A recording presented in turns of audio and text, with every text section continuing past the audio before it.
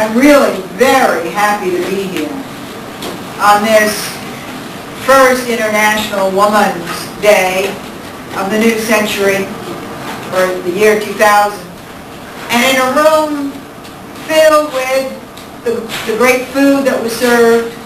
And I noticed that a lot of you are carrying roses, and I was thinking as I saw you come in with roses, bread and roses, which was an old, Emma Goldman Union vision.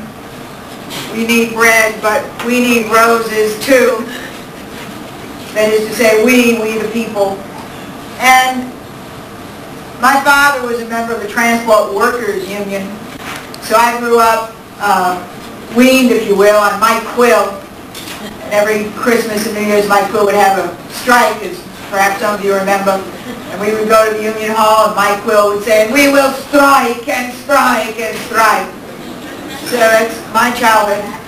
That meant a few weeks of canned sardines, actually. And what I think that in this period that I've been working on Eleanor Roosevelt, and I must tell you, I've been working on Eleanor Roosevelt now for 18 years. A few of the paperbacks of Volume 1, which came out in 1992, are there, and some of the hardcover Volume 2 that came out this June. And it's been a really wonderful journey, because Eleanor Roosevelt really was a great woman who kept changing and growing. And she never turned her back on a crisis. That's the biggest aspect of her personality that I walked away feeling really strengthened about. She never turned her back on a crisis. And ultimately, she had one major lesson, political lesson for all of us. She believed profoundly that government exists for only one purpose, and that's to make life better for all people. But, she said repeatedly, you cannot depend on politicians to do anything about that. You have to organize. And you have to organize block by block, community by community, union by union, movement by movement, to put pressure on these strange people called politicians. And that's the only way they'll respond. And here we are with all of the issues of the 1930s and the period before that, back again. Everybody is celebrating this wonderful new period of, I don't know what to call it, this wonderful new period for some people of prosperity. Everybody's saying, look at this, most incredibly prosperous moment in American history. We've never been so rich. Well, the fact is, we've never been so rich, and we've never been so poor. And one of the astonishing things, if you write, as I do as an historian, about the past, is this is one of the most peculiar moments in U.S. history. The gap between rich and poor has never been so great. In New York City, where we live, the gap between rich and poor now, for the first time, is equal to the gap between rich and poor in that small Central American country called Guatemala, where there are great landowners called latifundias and landless, hungry people called campesinos. And that's the equivalent for the first time in the U.S. For the first time in the U.S., there is a budget surplus, a tax surplus in every single state. It's over $1 billion in New York State, a tax surplus. At the same time, there are 7 to 10 million homeless Americans. Have you heard any politicians talk about 7 to 10 million homeless Americans? No. They're not talking about it. They're not voting. Did you say that? They don't vote. So they don't have to be talked about. Now let me tell you something. As a biographer, it really meant a lot to me as I was writing Eleanor Roosevelt's biography. You know, I can't see a lot of people behind this post. And I gather that means you can't see me either. So if some of you who are behind that post would move so I could see you and you could see me, unless you like it that way. Okay. Eleanor Roosevelt was an orphan. Everybody talks about it. If you look at this wonderful documentary that was just made, Sue Williams' documentary, it was just on here while we were eating, and that food was good. Whoever was responsible for that food. A lot of people talk about Eleanor Roosevelt, the privileged, aristocratic woman, niece of the president, Theodore Roosevelt, but they don't spend too much time talking about her parents. The fact is, Eleanor Roosevelt was orphaned at 10. Her mother died at the age of 29, and her father died at the age of 34. Eleanor was 8 years old when her mother died, 10 years old when her father died. And it's interesting, her father was an alcoholic who died at the age of 34. Now we all know alcoholics. Some of them are even 60 or 70 or 80 now. Imagine how much you have to drink to die at the age of 34. And imagine what that family life was like, because we all know. And Eleanor Roosevelt really wanted to make things better for her mother and father. And so when they died, she really did spend the rest of her life trying to make things better for everybody else, for folks who are in want or in need or in trouble. She understood being in want and need and in trouble because her daddy died of alcoholism at the age of 34. Her mother essentially turned her face to the wall 2 years before. After that, Eleanor Roosevelt really never lived in a home of her own. And one of the things that I spent a lot of time in Volume 2 talking about was that as First Lady, Eleanor Roosevelt chose as her most important issue housing, affordable housing for all people. This orphan girl who never lived in a home of her own wanted everybody to live in a home of their own and have decent, affordable housing. Now, here we are in the year 2000 with one fact that seems to me the most shameful single fact. We have 7 to 10 million homeless Americans. And the bottom line is not one single federal dollar has been invested in new housing starts since Ronald Reagan. Now, we've had a Democrat president, and we have Andy Cuomo, who's head of HUD, and Andy Cuomo's not a bad man. He's kind of a good man, actually. Mario Cuomo's son. And you talk to Andy Cuomo and you ask him what HUD is doing, and he says, well, we're doing managed care. The theory is that all those folks on the street need hospital care. Well, some of them do. And some of them need to be in hospitals and not on the street. And so the goal was to get them meds. Well, on the street, it doesn't matter if they get their meds because they're not going to take their meds on the street. We know better than that. But the bottom line is that's not what homelessness is really about anymore. What homelessness is really about, in part, is all those folks in places like Northern California who are going to work from their cars and their vans. Intact families, mommy and poppy, intact families, the kids are going to school, parents are going to work from their cars and their vans. The real issue is that there's not enough affordable housing. I've been privileged for over 30 years to teach at a wonderful college called John Jay College. It's part of the City University. My students are police officers, firefighters, hard-working people I pride myself on telling you that they're not the people most recently in the newspaper. Ooh, that's a real failure. I was taken around, I talk about homelessness a lot in my classes, and I was taken around by one of my students about 5 years ago, who was the head of the detective squad assigned to the fire department, why the houses burned down. He said, "Do you want to see the real story behind why there are so many homeless New Yorkers?" And he took me around to show me that week's fires in the 5 boroughs where folks were immediately rendered homeless.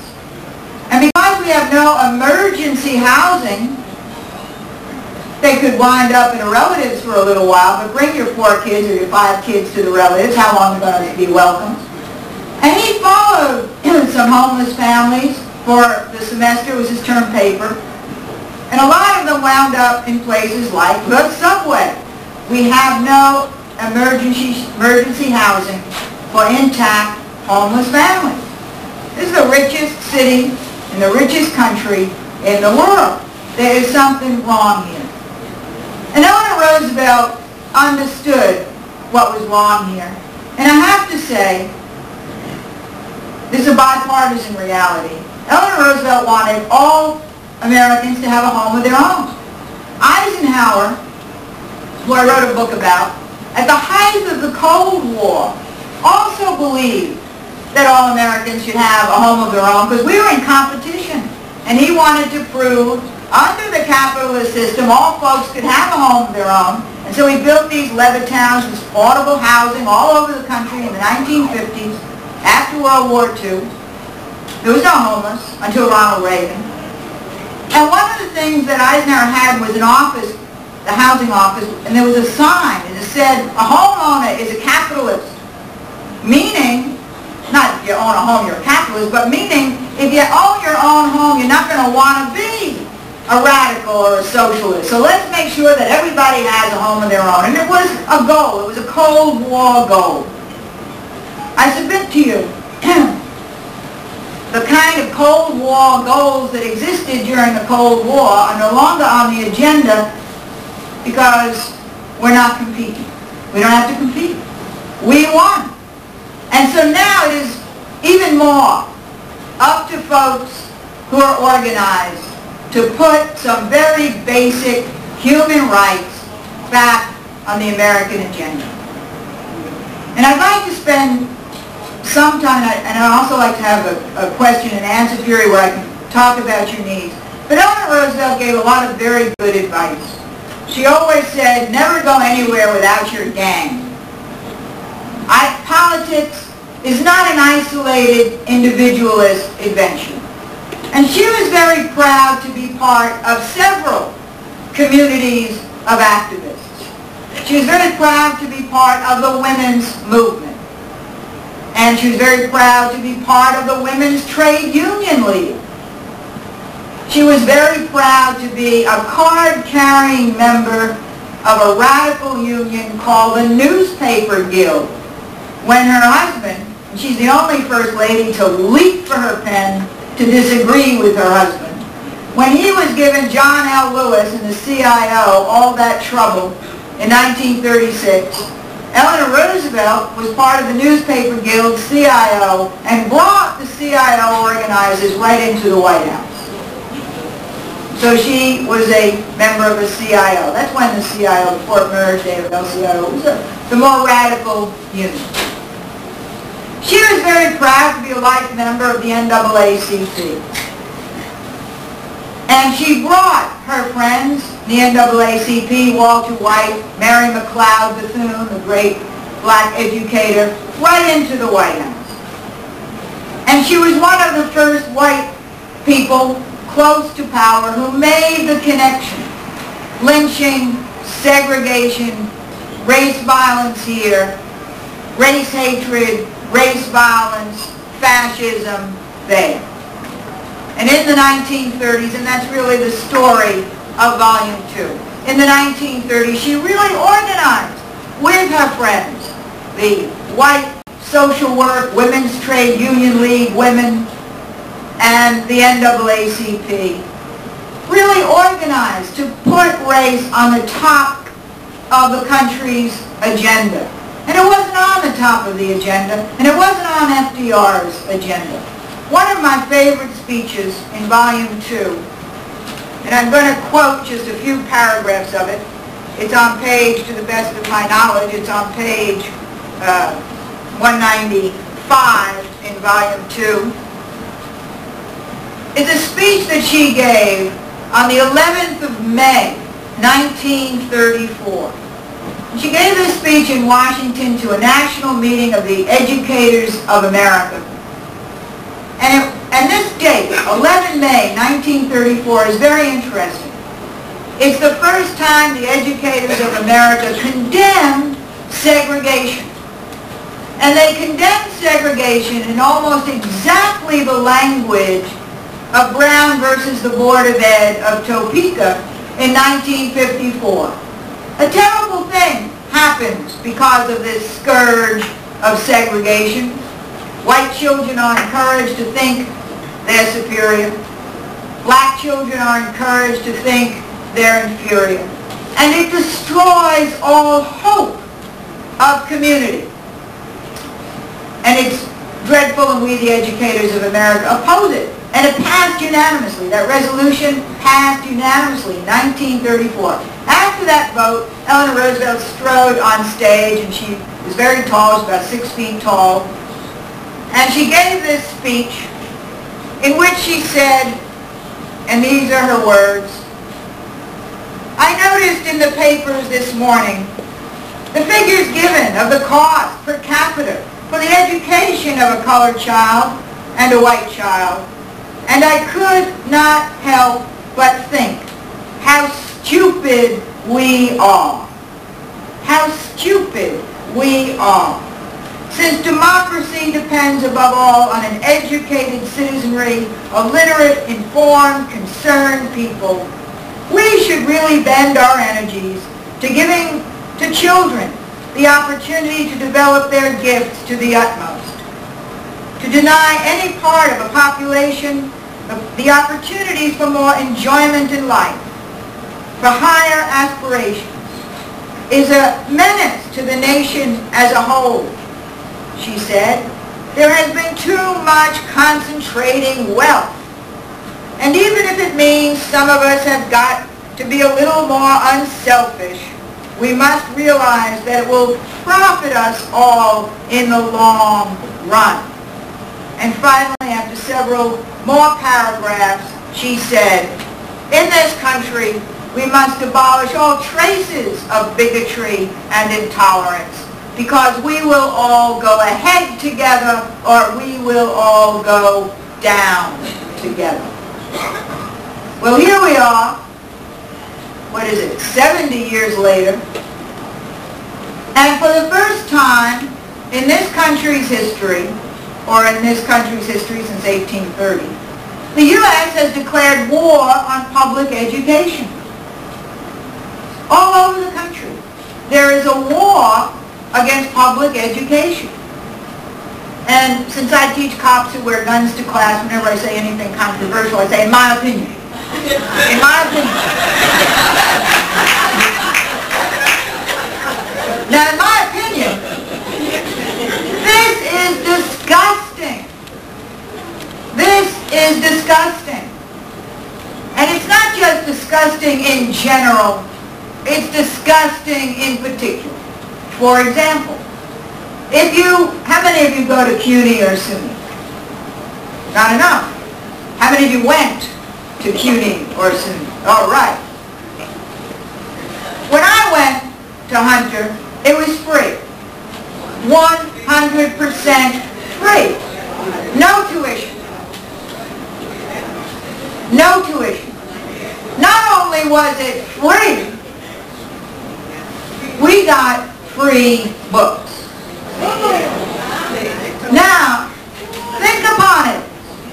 No tuition and free books, and if you needed to work, which working kids needed to do, you got a job.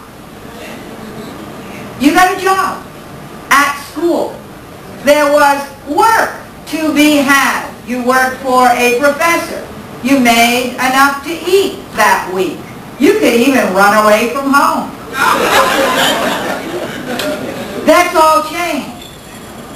You will be, I think, upset to know, you should be, in my opinion, upset to know, CUNY and SUNY now charge among the highest tuitions of all public institutions of higher learning, and no books are free.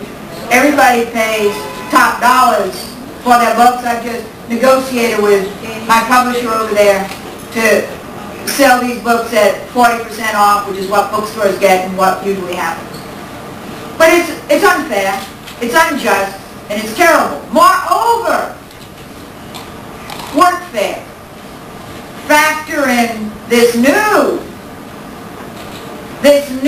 thing that Giuliani and his friends, and it's not just Giuliani. I mean, it is President Clinton who said, we're going to end welfare as we know it. And Al Gore. But I mean, you got to vote for somebody. But you got to organize too, in my opinion. Now, what does it mean? Workfare. Just in terms of CUNY, where I teach, let me tell you, we lost 20,000 returning women. 20,000 returning women actually taking courses at CUNY. Are you leaving in protest? No. Okay. We never will. We have rehearsal to go to. Hey, enjoy. See, when I look around the people here, that Eleanor Roosevelt's legacy lives on. Okay. Rehearse good.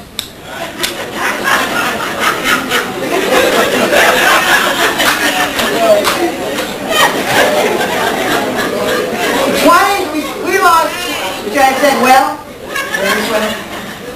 we lost 20,000 students who could not go to the City University any longer because they had to go do this work fair. Instead of getting jobs at the college they attended, students up at Lehman College in the Bronx had to go to Staten Island to rake some leaves or some garbage, and they wear those little uniforms, and they make less than minimum wage. Now, why is anybody calling this slavery? Why isn't anybody calling this neo-slavery? Less than the minimum wage for a hard day's work and you have to quit school? Excuse me. There's a wonderful woman in this city whose name is Kathy Goldman. She's sort of in Lillian Wall and Jane Addams tradition. She runs the Community Food Resource Network. She tries to get food into every neighborhood where it's needed. In the city, she runs a major soup kitchen uptown. And she's kept schools open in the evening so that in every borough now there's at least 1 or 2 public schools that serve meals at night to neighborhood people who need them. And she points out that because of this new work fair, parents can't get to PTA meetings. They're all working all the time now. So there's a real fall off in the kind of activities, parental activities, that had existed before. And across the board on every issue, it's really terrible. Along with this war against public education and this increase in tuition and this downsizing of the CUNY-SUNY budgets, and that's really the very grim part of it, the downsizing of the CUNY-SUNY budgets. There's an ironic, not coincidental, but there's an ironic other side to this. About as much has been invested, that's been taken out of the CUNY-SUNY budget, about as much has been invested in prisons. And so let's say the CUNY-SUNY budget has lost about 40% of its former numbers. Well, there's been that much increase in the new prison budget. And a lot of folks are talking about the privatization of prisons and the new prison industrial complex. And a lot of that has to do with who's going to prison. And in this state we have the nasty Rockefeller law which means that anybody doing any drug stuff has a mandatory sentence. This is a national law, the mandatory sentencing law, for really no crime, but the affliction of drugs. Folks are going to prison for long periods of time. In the state of California, in the last 10 years, there's been one new school built and 800 prisons. Something very wrong is going on in this country.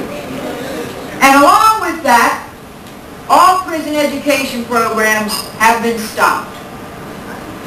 I spend a lot of time in Volume 2 talking about Eleanor Roosevelt and prison education. Because Eleanor Roosevelt really believed that the only reason for prisons to exist was to rehabilitate folks. And so she was a great booster of prison education.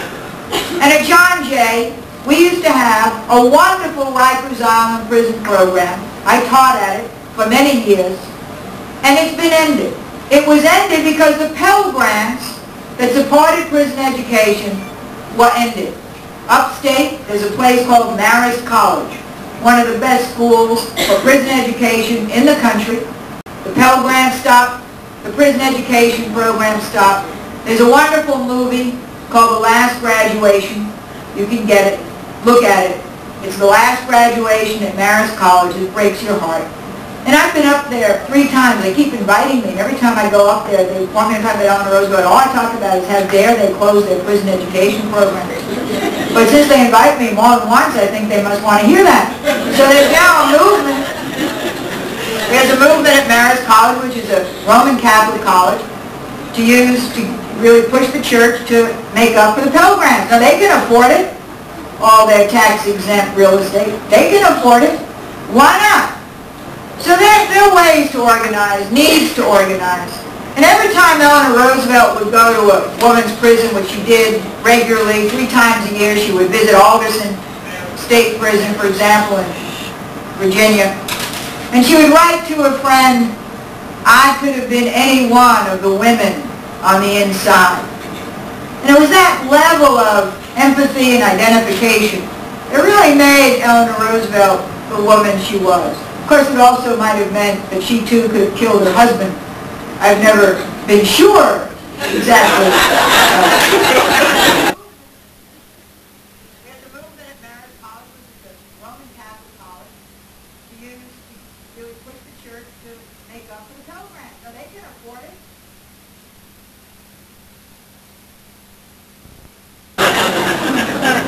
But Eleanor Roosevelt and Franklin Delano Roosevelt, just to say a word about their extraordinary partnership, had different priorities, occasionally competing goals, and often disagreed. Connected by trust, loyalty, and love, their partnership survived marital pain and affairs of the heart.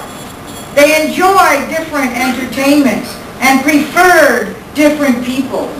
They offered different advice to their adult children whose personal lives were frequently in turmoil. In the White House, they ran 2 distinct and separate courts. They were able to maintain a measure of privacy in their lives because a respectful press honored their privacy. Well, of course, this is something that now we know is merely historical. Imagine a respectful press honoring their privacy.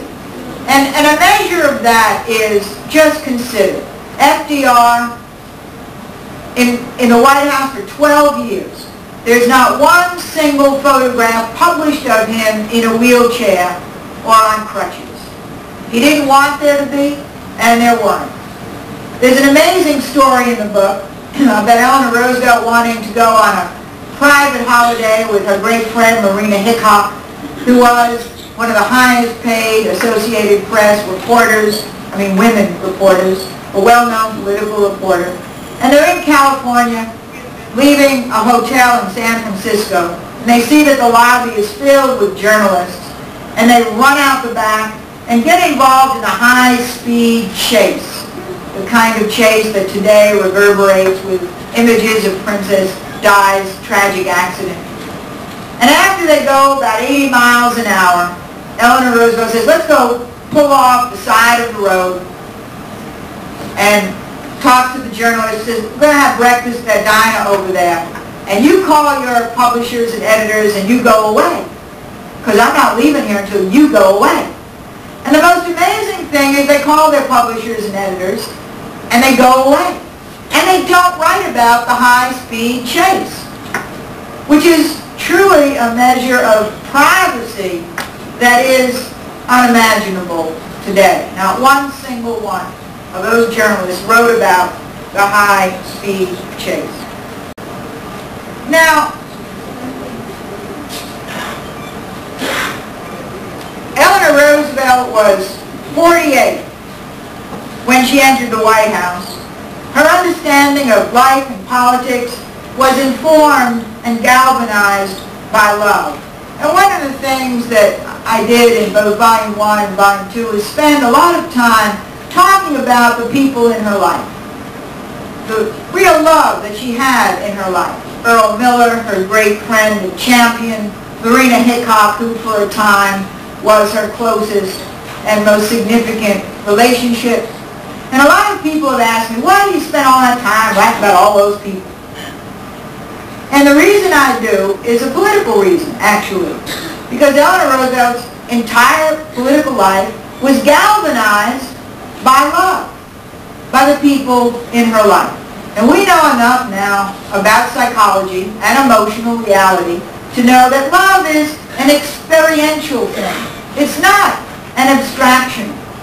And for all the tumult, Eleanor Roosevelt said, love is like, being in love is like being a little crazy. She actually said that. Now, only a woman of love would really understand that. And so you do things when you're in love that you don't ordinarily do. Well, we know about that. So Eleanor Roosevelt had love in her life, and it matters that she had love in her life, and it gave her the energy and the vision and the experience that she needed to go on and do all the things that she did. Really, the empathy that she needed. And one of the things that she did when she entered the White House was that she looked around to see what are the models was there in the White House that she could benefit from. And she looked around at all of her 20th century predecessors, and she noticed that every single one of them sickened or died in the place. And I start the book with how awful it was in that terrible, mean-spirited town called Washington to be a political wife. And as you probably all know, not a whole lot has changed. And so Eleanor Roosevelt decided that she was going to change that for her. She was going to survive the ordeal of first wifery. And one of the things that I spend time dealing with is the fact that Eleanor Roosevelt was not a saint. She could be mean and cold and disagreeable. And I found two things really very fascinating about her private life. One is that in the beginning, she went everywhere with rambunctious dogs. They growled and snarled, barked and nipped, bolted and chased. And eventually she had to get rid of these dogs because they kept biting people like senators and journalists and diplomats. And under great pressure she got rid of her really obnoxious dogs who were rude and unkind, not unlike her head housekeeper, Henrietta Nesbit. One of the most interesting things about Eleanor Roosevelt is that she maintained in service a head housekeeper named Henrietta Nesbit who ruined the president's food on a regular basis and was especially rude and unkind to the president. If he wanted hot coffee, she gave him cold tea. And she gave him spinach and greens every night. And he hated spinach and greens. And Eleanor Roosevelt would say when he blew up in rage, oh, he's just having one of his tizzy-wizzies. But the fact is, Henry Henrietta Nesbitt created gruel on a regular basis. And she maintained her for 12 years to be head of the entire staff. And the entire staff was really embarrassed by her. She was an autocratic, nasty little old white lady. And the staff wanted, Eleanor Roosevelt could have had the best chefs in the whole world for her head housekeeper. She could have had the finest wine stewards. Instead, they served lousy New York State sauterne. Just right after Prohibition. Can you imagine what that was like? Anyway, folks were embarrassed by this woman, but Eleanor Roosevelt defended her. An example of how awful she was that Bess Truman fired her the first week. The first week. And so I pondered for a long time about what this all meant. And I decided that Eleanor Roosevelt, who was the only first lady to leap for her pen to disagree with her husband, kept Henrietta Nesbitt around to disgruntle her husband on a nightly basis. And she succeeded in doing that. And I must tell you, I was once invited for dinner at the White House, and Hillary Rodham Clinton asked me if it were true that Eleanor Roosevelt served wretched food in her White House. And I said it was true, and that everybody sort of understood that what you really should do is eat before you arrive at the White House, and probably drink too. And she asked me how I understood that, and I gave her my theory. And I said, well, Eleanor Roosevelt was not very direct when she was angry. She was sort of indirect, and, psychologists might today call it passive-aggressive, And Hillary Rodham Clinton said, oh, I would never do that. So we can only assume that she's more direct in how she is. Now, as First Lady, and I think this is one of the great strengths of Volume 2, Eleanor Roosevelt really ran a parallel administration on certain issues, especially on housing. And I want to stop in a minute and have your questions and comments, but I want to tell you one thing about housing. Because Eleanor Roosevelt really created a place that we would today call a model of sustainable community, a place in Preston County, West Virginia, called Arthurdale. And this has been condemned and mocked by historians and biographers and pundits from the time it was built in 1934 until today. But I went there with my partner and a couple of other people, activists and environmentalists, and we went and spent almost a week there. We interviewed people. We went into lots of homes. Every home is different, as Eleanor Roosevelt insisted that it be. Every home was planted with rhododendron and mountain laurel. They're small, cozy homes in the mountains of Appalachia where the temperatures go down to about 30 degrees below zero in the winter before global warming. I don't know what's happened since. But it gets cold up there, and it was always cozy. And Eleanor Roosevelt insisted that each one of these houses be built with indoor plumbing and hot and cold running water and indoor toilets and electricity at a time when 80% of rural America didn't have those things. And everybody immediately began to protest and call it, Hull House in the mountains, and call it all kinds of terrible names, a great waste of the taxpayer's dollar. And Eleanor Roosevelt said, no, this is how housing should be built. This is how housing should be built for all people. And even Harold Ickes, who was Secretary of the Interior at the time, wrote to FDR saying, you know what your wife is, this is the father of the Harold Ickes you read about today, you know what your wife is doing down there? She's spending money like a drunken sailor. If Eleanor Roosevelt has her way, how are we going to tell the rich from the poor? And what really were upsetting these people were those indoor toilets. And Eleanor Roosevelt said, well, in matters of such simple dignity, we should not have to tell the rich from the poor. And so they were built the way she wanted them to be built. And today, 83% of the original settlers still live there. And their children and their grandchildren still live there. And they've all gone to school and they all work. And they're all community activists now for Habitat for Humanity. But we don't have any federal dollars going into new housing or buildings like Arthurdale. It's nice that Jimmy and Rosalind Carter build those Habitats for Humanity, but it doesn't make a dent in the great needs of this nation and indeed the world. So I really urge that you read my chapter on Arthurdale if you want to see the kind of thing that we could have. And one final thing, education, housing security, job security, health security. That's what Eleanor Roosevelt meant by social security.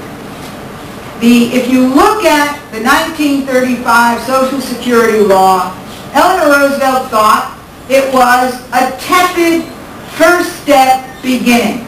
And when it was passed and gave to the future the two-tier structure for security and poverty that we inherited, welfare for the undeserving poor, and old age security for mostly white industrial workers, it came in segregated. And it came in without health security, without housing security, and without a whole lot of other things.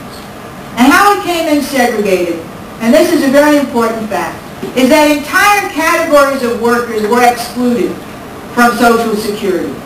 And I would like to tell you what those categories were, because a lot of folks don't realize who was excluded in the 1935 law, and to some degree remains excluded for a very long time, some, one could argue, permanently. All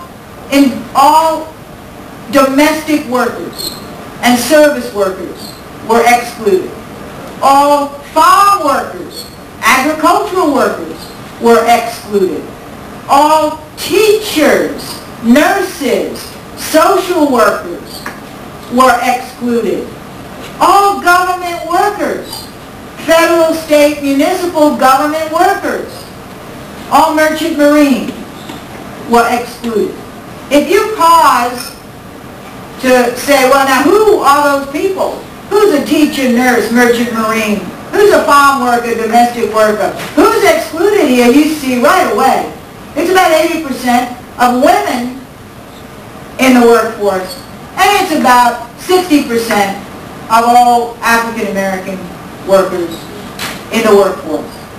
And so it's a terrible law, and Eleanor Roosevelt, as it begins, it's a first step, not a terrible law. I take that back. It's not a terrible law. It's a first step. And Eleanor Roosevelt goes on a national tour to say, now this is the first step. And like Social Security in England, it has to be amended every year until we get it right. Arguably, we still haven't gotten it right. Because health security was supposed to be part of it. A national health care plan. And Eleanor Roosevelt's great friend, Esther Lake, committed herself to get in a national health care plan. FDR said, well, we're not going to do that. And it doesn't come up again. A lot of people say Truman brought it up, but Truman didn't really bring it up. Eisenhower brought it up. And he said, when he introduced health education and welfare, which is a department he created, and he appointed Oveta Kolpabi, the head of the WACs, to HEW, he said, let's do it the way we did it in the military. Everybody is included. Our children, all relatives. So everybody's covered, just the way we do it in the military. Oveta Kolpabi, who was a very conservative Republican, said, fine. But the AMA protested, and it didn't get in. It didn't pass. Something else passed, what we now call health reinsurance. It's what gave us GHI and HIP and all of that. It was good, but not enough.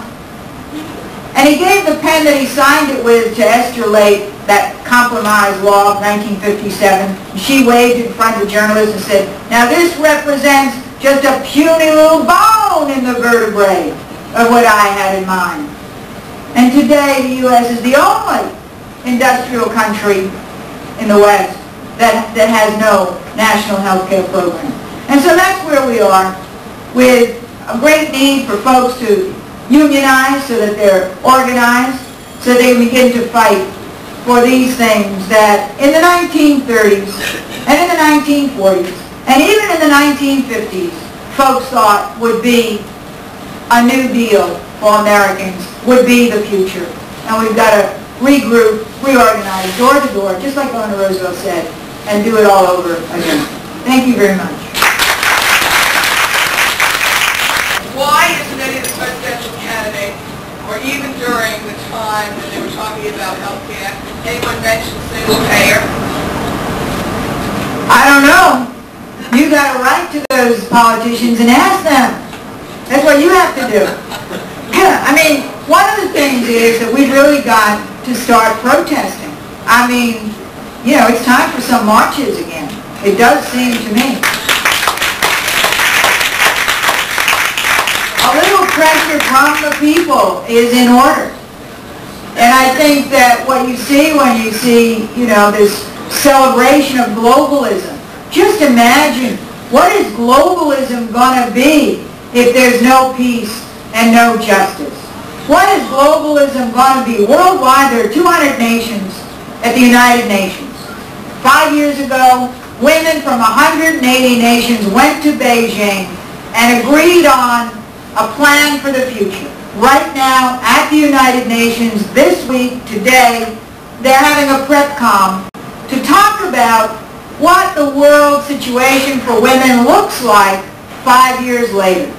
Has it gotten better? Are we any closer to those goals? Well, the answer to that, as you all know, is no. We're looking at a scourge of, I don't know, religious fundamentalism all over the world. The Taliban, excuse me, the Taliban, you know, enslaving women, throwing girls out of school, saying women can't get health care in Afghanistan, women cannot work, women are prisoners in their homes. And the U.S. supports this group. That's disgusting, in my opinion. And then the U.S. hasn't paid its UN dues for 10 years. And we now say, okay, we'll pay our dues, but this guy who thinks he's commander of the universe in the Senate got a rider onto that. Well, we'll pay our UN dues only if we stop giving birth control information around the world. I mean, what is that? What is that? What happened to women's right to education, to choice, to their own bodies? Excuse me. So a lot of bad things are going on, and they're going on right here. They're going on right here. And what happens here really reverberates everywhere, but they're going on lots of other places. There are 30 wars. There's proliferation of weapons. This world is not more secure now that the Cold War is over. It's a very scary place. And there are a lot of things to deal with. Global warming. You're working on occupational safety and health. There are a lot of toxic waste sites. You know, one of the things when we deal with some of these controversies is that Eleanor Roosevelt was a very spiritual woman. And her sense of spirituality was responsibility. If you have a little power and influence, it really is your responsibility to make things better for other folks. And some of the terrible things going on in this really, what one might call hypocritical time, when folks are speaking about religion but don't care about people. And we have the truly needy and the truly greedy. And so you have, on the one hand, hypocrites who don't really care about other folks' spiritual well-being. And then you have really very spiritual movements, and I'm very cheered by young people. A lot of young people wear these bracelets. You know, what would Jesus do? WWJD. And I think very often Eleanor Roosevelt would like that. Because she would frequently say, well, what would Jesus do? And if you start thinking like that, you get into some very radical ideas, right? And so there is, I think, a proliferation or an explosion of religious feeling in this scary moment, which is a good thing. And then there's an explosion of hatred, which is a bad thing. And I think, you know, the future is really going to be in the hands of those of us who are going to be activists, really dedicated to making things better. Erwin? Yes, two things. Another speech that you gave, you spoke about Eleanor Roosevelt's contribution to the Declaration of Human Rights. And maybe you could just give a quick summary of what her part in that was. Thank you. I gave a talk earlier today about the Declaration of Human Rights, and I didn't feel like doing that again tonight. So that's why I didn't do it. But I think Eleanor Roosevelt's really abiding contribution was indeed the Declaration of Human Rights. And I really urge that DC 37 call, you know, the Public Affairs Office of the United Nations and get a whole bunch of the Declaration of Human Rights. It is in two parts. There's a political and civil covenant, and there's an economic and social covenant. And one of the things is that, you know, political and civil rights are those rights that really are in our Declaration of Independence and in our Constitution. And then the second part, the economic and social rights, are everybody is entitled to a job. Everybody is entitled to leisure. Everybody is entitled to health care. Everybody is entitled to a home. Everybody is entitled to, you know, and there are all these economic and social rights, entitled to join a union and to change unions and so on. And it's really a very wonderful declaration. And I do believe it is the model for the future if we were to factor in the needs and wants of all humanity across the globe. Everybody really needs to think about the perilous future if this disparity between the truly needy and the truly greedy continues. And the Declaration of Human Rights sets up education and leisure and work as a goal. And Eleanor Roosevelt offered to quit. She threatened, in fact, to resign. She sent in her letter of resignation to Harry Truman because at the height of the Cold War, this is 1948, the U.S. didn't want to sign on to the economic and social rights. And Eleanor Roosevelt said, well, how can you talk political rights? How can you talk political and civil rights to people who are hungry? And that was her bottom line. He said, well, I don't want you to quit. We'll sign on to it. The bottom line is the United States did not ratify the covenant for the Declaration of Human Rights until Jimmy Carter brought it up again. Eisenhower fired Eleanor Roosevelt in 1953. Human rights after that was off the nation's agenda. Jimmy Carter brought it up and said, we're going to support the Declaration of Human Rights. It was finally ratified, signed by George Bush, but only the first part, the political and civil rights. The second part, the economic and social rights, has never been nationally a subject, thank you very much, a subject of conversation in the United States. We have not even had a national conversation about the economic and social covenant, and that is our job for the future, those of us who want to see a more humane and better and happier future. So thank you for that question. Yes? I just want to thank you for sharing about her and also very interested in regional leadership. Give you just some historical background here. When Social Security was on the drawing board in 1935, I said earlier it was supposed to have four components. Old age security, which is what we think of as Social Security. Job security, housing security, and health security. I told you health security was just thrown away. Housing security became, you know, the Wagner Affordable Housing Act, and it wasn't nothing. There are wonderful Wagner houses all over the United States as a result of that 1938 law, and that continued for a while until Ronald Reagan. And so there's no real homeless crisis until Ronald Reagan. And we do have affordable housing as a tradition that came out of that but it wasn't really for everybody's security like Social Security.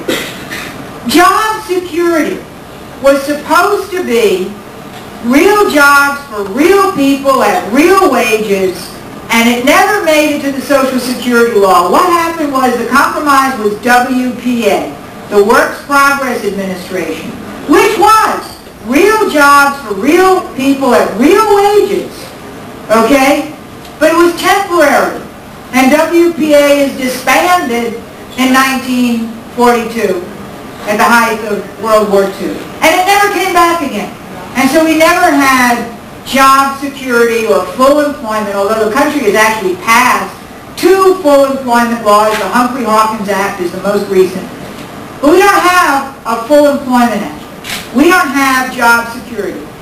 Instead, we have this terrible welfare structure that penalized people in a way that we are beginning fully to understand. What we need is real job security, and then Social Security for folks who, for one reason or another, can't work. I mean, this is why the union is so important. It's just got to rise up. I mean, and get more people into the union. And I really want to thank you all for coming. I would be happy to sign up.